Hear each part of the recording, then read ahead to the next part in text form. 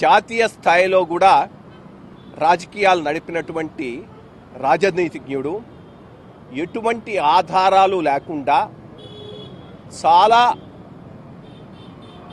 సరైనటువంటి కానీ ఇటువంటి వ్యాఖ్యలు, ఇంత గొప్ప ఇంత దురదృష్టకరమైన సంఘటన జరిగితే ఇది ఎవరో కావాలని చేయించారు అన్న పద్ధతిలో మాట్లాడటం చాలా దారుణంగా ఉందని చెప్పడానికి మేము చాలా బాధపడుతూ ఉన్నాం.